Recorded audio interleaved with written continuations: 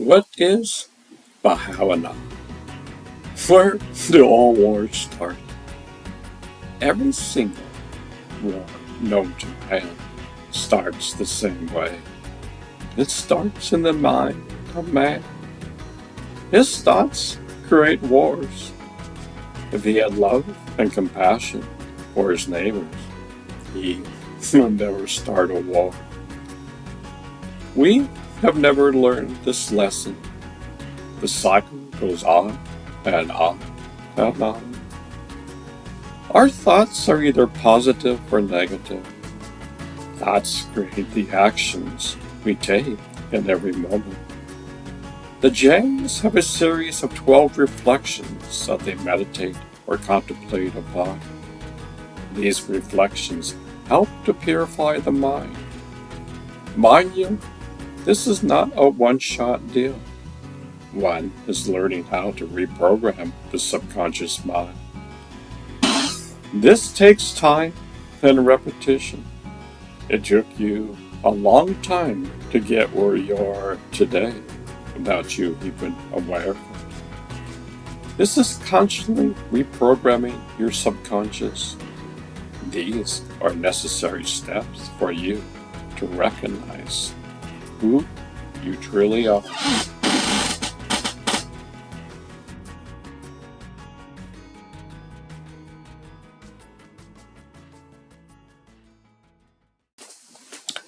Significance by Havnas. In my eyes, the Jains were one of the original psychologists in the world. Their study of the mind has been going on for thousands of years. To be honest, Jain psychology hasn't hit the mainstream yet. All present-day society problems stem from the unhealthy thoughts that we have in our minds. We were never taught or trained how to think properly. Look at politics today, and you will see what I mean. Proper reflection must be practiced by all to have a sane world. Without it, the mind has a free ride and can do whatever it wants in this world, and we simply follow the demands of the mind. The mind is either your friend or your enemy. It must be trained like you train a dog. Remember, you're either the problem or the solution.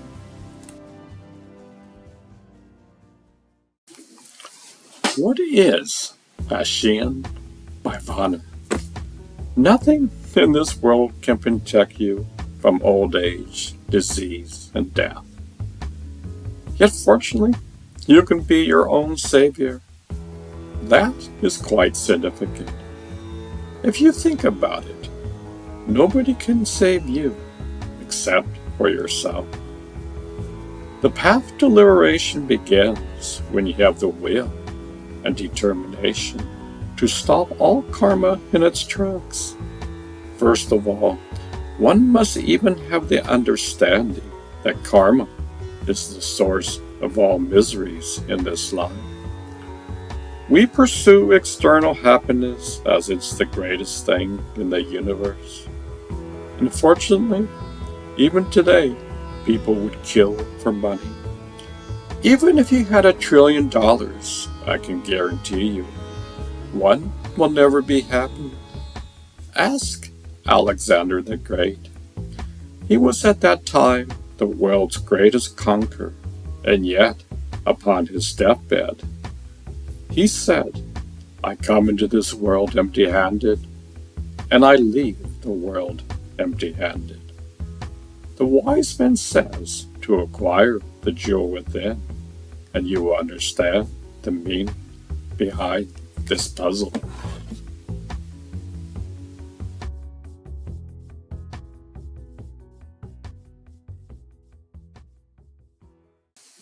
Summary of Ashvana Bhivani. Many people practice dying every single day. They realize that in each breath there is a new birth and a new death. One understands that when one leaves this body, one goes to a different room in the mansion of life. You hold the keys to the mansion, yet you are completely unaware of it. No wonder when death comes knocking at your door, one can be petrified. Everything you know will be taken away. The wise man who contemplates death and realizes its true meaning is not afraid at all. How can you be afraid when you are so familiar with it day by day in your daily existence? The wise man prepares for death while he is alive. The ignorant person waits until he is on his deathbed and realizes that everything is about ready to be taken away from him externally. This is the condition for many today. This is the same condition thousands of years ago. The times have changed, yet the same circumstances exist today. Man still is on the treadmill and doesn't know he is on one until the day he is on his deathbed. Once again, you are the problem or you are the solution. Nobody can save you except for yourself.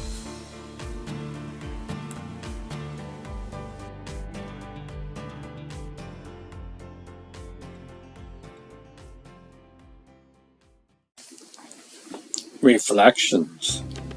Webster's dictionary defines reflection as the following: serious thought or consideration. How much serious thought and reflection does the world at large do? To answer that question, look externally at the world and we will see so much chaos. Most people don't realize that 95% of your actions are dictated by your subconscious mind. It is the driving force in your life behind the majority of your actions. It's ironic. People spend a tremendous amount of time training a dog, while they spend no time training their own minds. Humanity even spends thousands of dollars maintaining their cars, like getting the oil change, etc. Humanity doesn't even know that we should change the spark plugs of the mind. The mind is not firing properly. People listen to the minds and never seem to reflect or contemplate how to purify the mind. As I said, all wars start first in the minds of man. We're wandering in this world and have no idea that the road to our destination. Proper reflection is a means to steer the boat in the right direction. Currently, mankind has no rudder and therefore wanders in the sea of life. A person who lives this way will encounter at times the calm of the sea and at times huge storms which causes devastation to the boat. This is the course of the external world. Nothing is permanent. Someday, your ship will sink. The wise man understands this and prepares his whole life to realize the jewel that exists inside.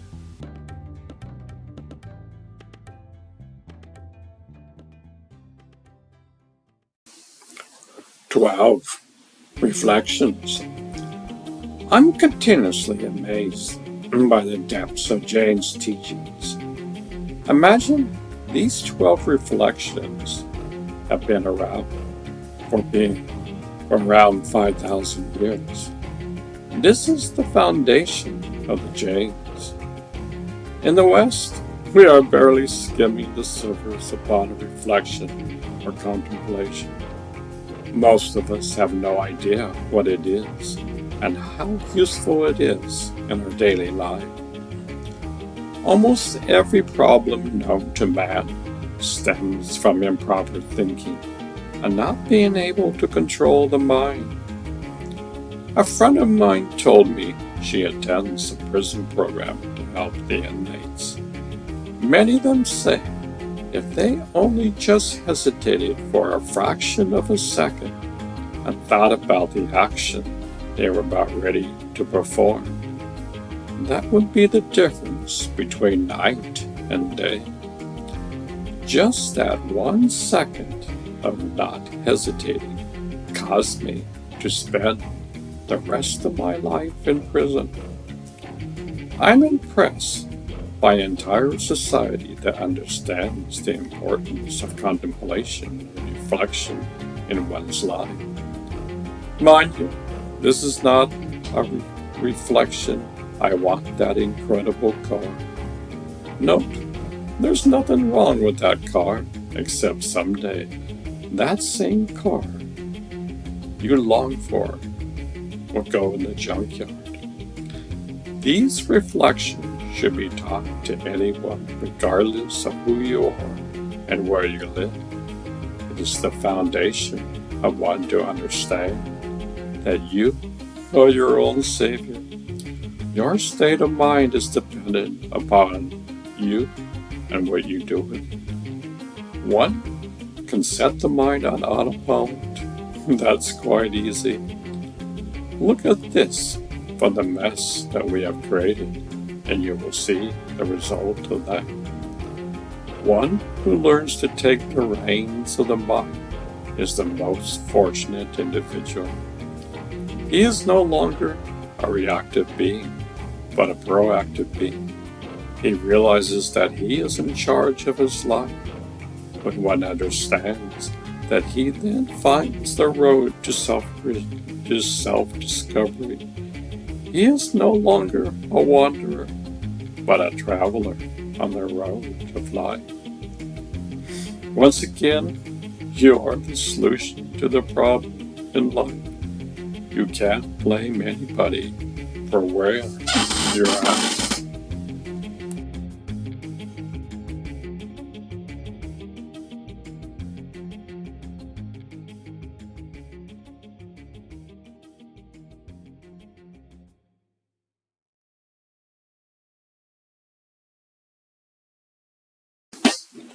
Helplessness. You are the universe, and you just don't know it. You are eternal. You were never created, nor will you ever be destroyed. Yet we have forgotten who we truly are. We come into this world, and somehow we have lost the identity of our true existence. Everyone, sooner or later, will experience helplessness in one's life. Everything that gets created will someday be destroyed. That is the fact of life. Yet a wise man understands that fact and recognizes there's a way beyond this. When one understands his true nature is his soul, and then practices the ways to become one with that, life has a new meaning. This is not a concept or idea. This is not a belief system or philosophy. This is an actual experience that is built into you. The lab of the universe exists inside of you, and you have hardly tinkered with it. Humanity lives like leaves scattered in the wind. A hurricane comes and all hell breaks loose. The wise man understands to live in the center of the hurricane where all is gone. This is your true nature, whether you like it or not. Many people think this is nonsense. It is nonsense for you because you have never contemplated upon anything greater than your life, than the external. Yes, I agree with you. It is nonsense for you. One who was willing to contemplate and reflect on these matters will start seeing there's a different road to walk upon the road I'm taking today.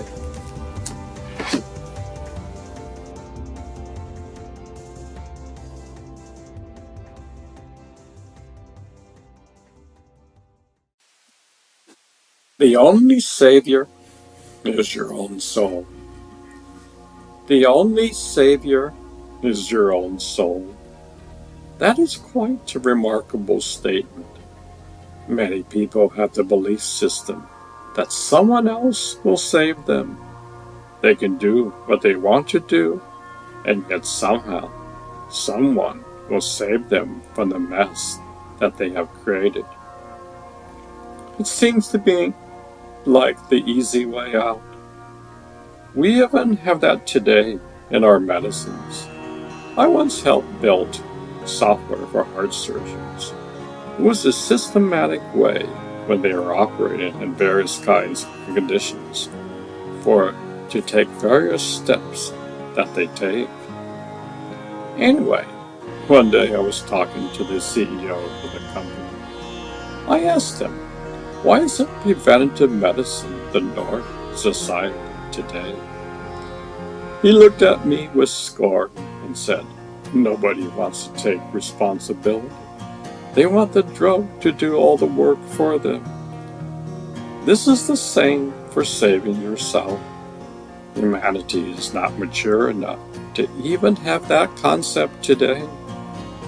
We moan and groan about our problems today. We don't want to take responsibility for what we have created. Maybe apathy is part of the problem. Apathy is a state of mind. Your state of mind dictates your actions and beliefs. Nobody told you you can change the way you think. That seems like quite a novel concept. The Jains had this concept, and they've been practicing this for thousands of years. We are babes in the wood when it comes to this. This has never, ever come to the forefront in mainstream society today. We think the only obstacles are external, yet the greatest obstacle is the condition of our own minds. This is where the true recognition is, when one is aware that he is his own savior. When one understands this, one does the appropriate actions to make this happen in one's life.